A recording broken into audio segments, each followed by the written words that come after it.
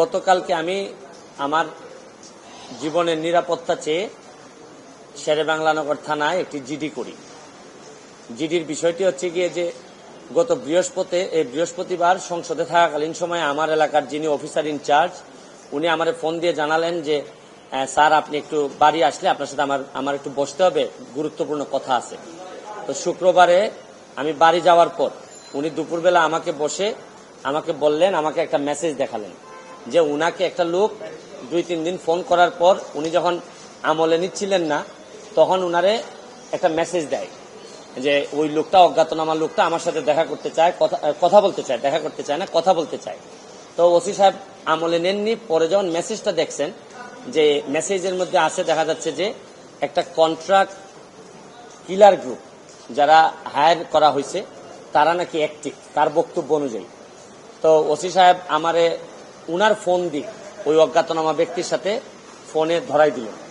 আমি কথা বললাম, কথা বলার পর যে জিনিসটা ওরা জানাইলো আমাদেরকে, ওই অজ্ঞাতনামা ব্যক্তি সে নিজেকে আইডেন্টিফাই করতে চায় না, সে তার অ্যাড্রেস বলতে চায় না। সে বলে যে আমি নিজেও ওই কিলার গ্রুপের মেম্বার ছিলাম, যখন আপনার নামটা আসছে আপনাকে হত্যা করতে হবে, তখন আমি বলছি যে না আমি এটা পারবো না, কারণ উনি ওই লোকটা সিলেটি, সে আমার কাজকর্ম সম্পর্কে জানে, এই জন্য সে কোনোভাবে রাজি হয় নাই। তখন সে বলছে যে আমার বিষয়টা হচ্ছে গিয়ে, তার বক্তব্য অনুযায়ী আমার বিষয়টা হচ্ছে গিয়ে আমি আপনাকে একটা ওয়ার্নিং দিচ্ছি, আপনি এই 2-3 দিন আপাতত ঘরের বাইরেই যাবেন না।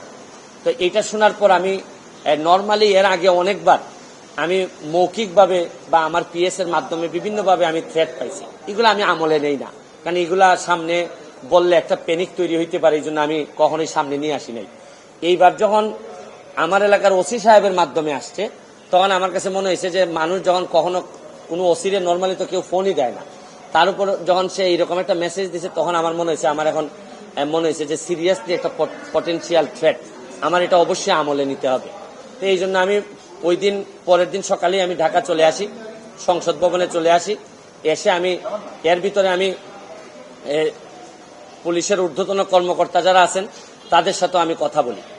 তো এরপরে আমি জিডিটা আমি গতকালকে করছি।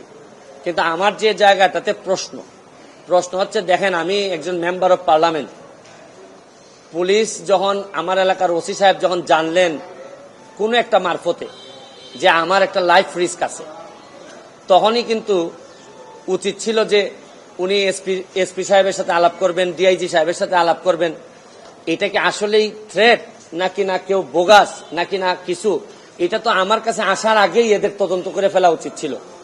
মানে আমাকে জিডি করতে হলো কেন? প্রশ্নটা হচ্ছে গিয়ে যে আমার থ্রেটটা তো আমি জানি না, জানছে প্রথমে ওসি সাহেবের পরে এটা এসপি ডিআইজি উনাদের কাছে যাবে। আমি জানার আগেই ওনারা আমাকে প্রোটেকশন দিবেন, আমাকে পরে জানাবেন যে এই থ্রেটটা যেটা ছিল এটা রিয়েল অথবা ফেক। উনারা আমাকে বলছেন, ওসি সাহেবের যতটুকু ব্রেইনে ধরছে উনি ধরছেন, আমাকে বলছেন, আমাকে জিডি করতে হয়েছে। আর আমার নিরাপত্তা তো এখন আমার নিজেরই দিতে হইতেছে। এখন রাষ্ট্রযন্ত্র, আমি এটা বুঝলাম না যে এই রাষ্ট্রযন্ত্র আসলে কি আদৌ আমার বাঁচাই রাখতে চায় কিনা। কারণ হচ্ছে কি, আমি যাকে জিডি করতেছি পুলিশ ডিপার্টমেন্ট, সেই তো আগে জানছে আমার আগে, সেই তো আমারে বলার দরকার ছিল যে সে ব্যক্তি আইডেন্টিফাই করা যায় নাই। পুলিশ মারফত কখনো শুনলাম যে ওনারা নাকি ট্রেকিং করে, কখনো বলছেন যে পাহাড়তলি চট্টগ্রামের, তারপরে কখনো বলতেছেন তার বাড়ি এই বড়লেখা বা সিলেটের কোন জায়গায় যেন। তা আমার বিষয়টা হচ্ছে গিয়ে যে দেখেন, এই দেশে বঙ্গবন্ধু মারা গেছেন, তার পরিবার সবাই মারা গেছে, আমার হবিগঞ্জের শাহ এম এস কিবরিয়া সাহেব মারা গেছে, আমরা তো কোনো প্রোটেকশনই দিতে পারি নাই। আর আমার বিষয়টা এরকম হয়েছে যে এই পুলিশের ভূমিকা দেখে মনে হইতেছে যে পুলিশ মনে হইতেছে যে একটা অপমৃত্যু রেকর্ড করার জন্য বসে আছে, যে আচ্ছা একটা মৃত্যু হয়েছে, নাইলে এই পর্যায়ে যাবে কেন। আমি কি করতেছি না করতেছি সব পুলিশ এবং এনফোর্সমেন্ট এজেন্সির নখদর্পণে থাকবে, কারণ এরা খবর নেয় না বলেই লোকগুলা মরে, আর এরা খবর নেয় না বলেই বেনজিররা এত ধনী হয়, এরা খবর নেয় না বলেই মতিউররা এত টাকার মালিক হয়, কারণ এরা তো থাকে কারে কোন জায়গায় বদলি করবে, কারে কোন জায়গা মতো নিজের লোক সেট করলে অনেক টাকার বাণিজ্য হবে, এইসব অভিযোগ এদের বিরুদ্ধে। যার কারণে আমার কষ্টটা এখানে, আমার এই মরতে কষ্ট নাই, আমার দুইটা কষ্ট, একটা হচ্ছে মরে গেলে আমার এলাকার মানুষের কি হবে, এইটা আমাকে কষ্ট দেয়। আরেকটা হচ্ছে গিয়ে যে এই দেশটা এমন ভাবে মরার জন্য ক্ষেত্র তৈরি করা হয়েছে যে আপনি দেখেন আজকে আমার সকালবেলা আমার মেয়ে আমাকে বলে কি জানেন কোন দেশে আছি, আমার মেয়ে আমারে বলে তোমাকে নাকি থ্রেট দিছে কে, সে আমেরিকাতে থাকে, বাচ্চা মাত্র বয়স 11। আমি বলছি হ্যাঁ আমি তো গুড ওয়ার্ক করি এই জন্য ব্যাড পিপুলরা আমারে হুমকি দিছে। সে আমারে বলে there must be a line between good work and stupidity, মানে আমার মেয়ে মনে করে আমি যে গুড ওয়ার্ক করি, আমি যে অন্যায়ের বিরুদ্ধে প্রতিবাদ করি, এগুলা থেকে স্টুপিডিটি। কারণ আমি আর কি জবাব দিব তারে, কারণ সে তো তার মাথার মধ্যে এগুলাই আছে যে বাংলাদেশে যারা ভালো কাজ করে অন্যায়ের প্রতিবাদ করে এরা স্টুপিড।